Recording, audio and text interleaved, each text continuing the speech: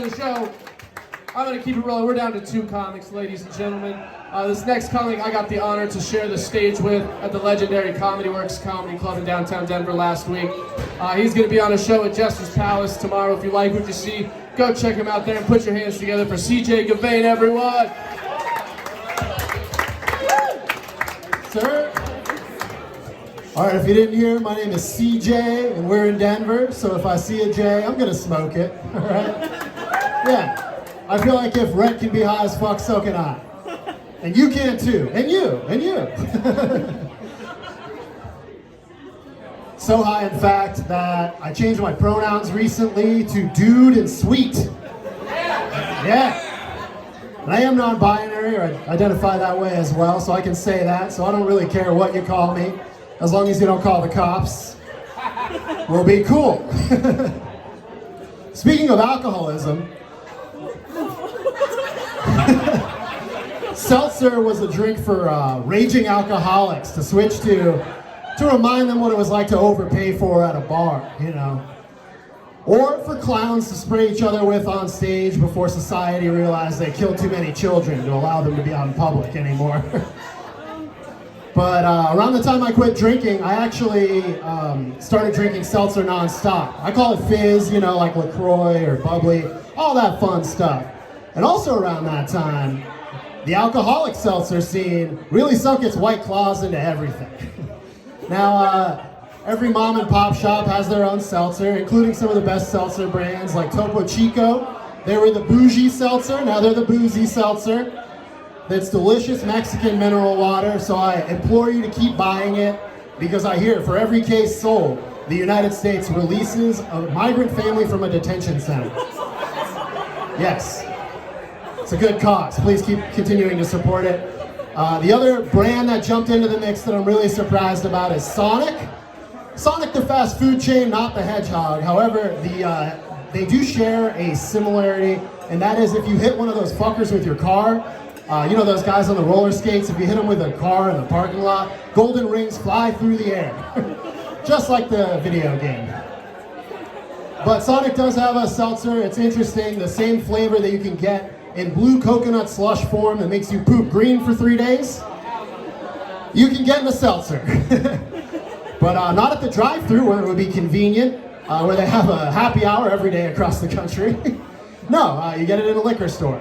But it does beg the point that drive-thrus are a really convenient location to distribute drugs, all right? Especially in seltzer form. So what if the other companies get into the mix? You know, the Golden Arches, McDonald's? What if they start selling methadone seltzer? You know, half the people in the drive-thru line need it anyway. Or we can make it more fun, all right? Instead of the Cactus Jack burger, they could do adult-themed Happy Meals with an LSD spiked seltzer, you know, acid. Ba-da-ba-ba-ba, I'm liking hits. It's catchy.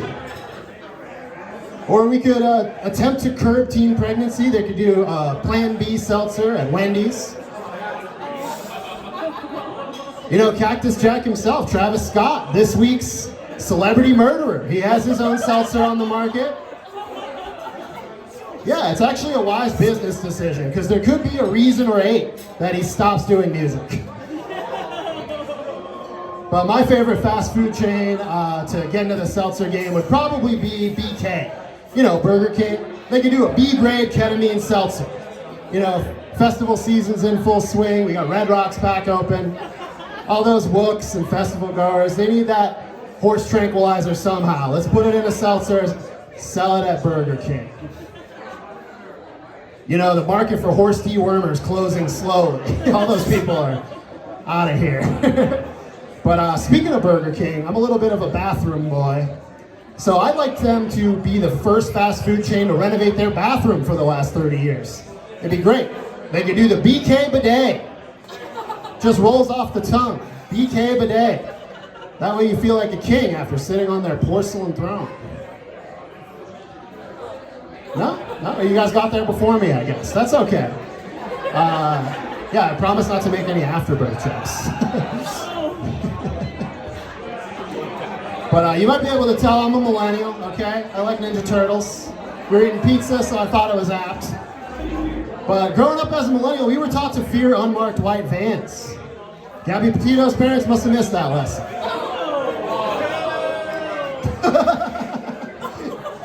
It's okay, it's all right. But seriously though, now I got all these friends that live in vans. It's weird. Hashtag van life. But my buddy Tyler will come over, I'll be like, hey man, I heard all the people that live in vans, they got a lot of candy and drugs lying around. What do you got for me, bud? Well, I do have some candy that is drugs, dude. I got dark chocolate sea salt psilocybin and Sour Patch THC Kids. Delicious, yes. I'll be rooting around for my favorite Sour Patch flavor. I'm usually looking for the green one or the blue one, but every once in a while there'll be like a pale one or a white one. That's actually a Sour Patch Ghost. It suffered from Sour Patch SIDS. Serious candy affliction. Silly, it's silly. We're supposed to do new jokes. I did want to tell you guys, I love gangsta rap. I listen to it all the time. It's extremely motivating, especially when you're cooking or cleaning in the kitchen. But for this segment, all the rappers will be portrayed by an extra from the movie Good Will Hunting, for obvious reasons.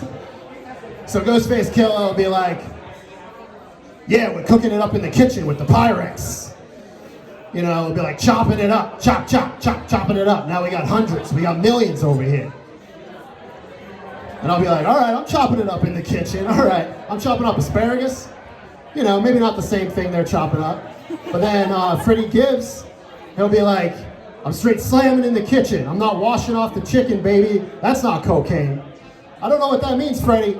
But if you tell me how you're stacking all those hundreds, I'll be there right with you. Just fill in the blanks, bud. All right. Here's some more food advice, okay? This is actually food advice that you can translate into regular everyday life, okay? Anytime someone's going through heartache, a breakup, divorce, any sort of like separation of any kind, I always buy them a jar of organic peanut butter. It's important that it's organic because it says it right there on the side. It reminds us all, separation is natural. Cool. This is a slow build. I like it. But yeah, I did talk about being a bathroom boy. That's actually because I poop weird. I poop weird all the time. I thought it was because I held in my poop for a 3-day camping trip as a child. Nope, turns out I have Crohn's disease. That's not how you get it. It is silly though. It's called chaos shits or bubble guts. You may have heard of it. My guts get up in themselves daily. They see a lot of action. If you want to know how it feels, all you have to do is order sushi from your local gas station. That's why it's called Come and Go. Or in a landlocked state, you know. There's no oceans around here. I don't know where that fish is coming from.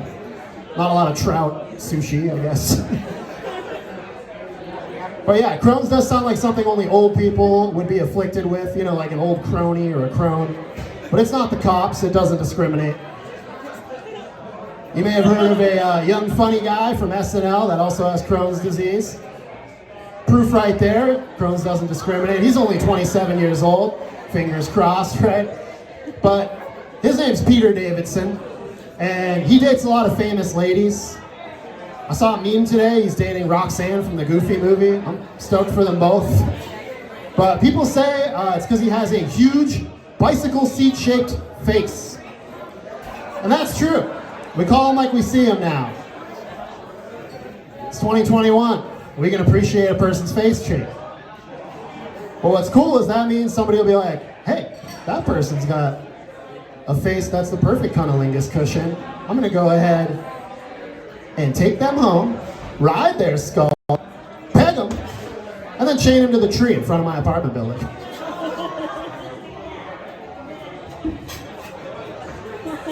But my time with you guys is winding down.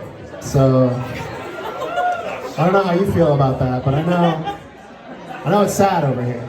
Bittersweet even. So I'll leave you with this.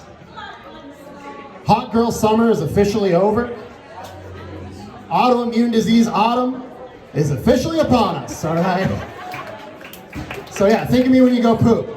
I love you all. I'm CJ Gauvain. Give it up for your host, Elliot, and Deadroom Comedy. Here we go for CJ! Folks, we've reached our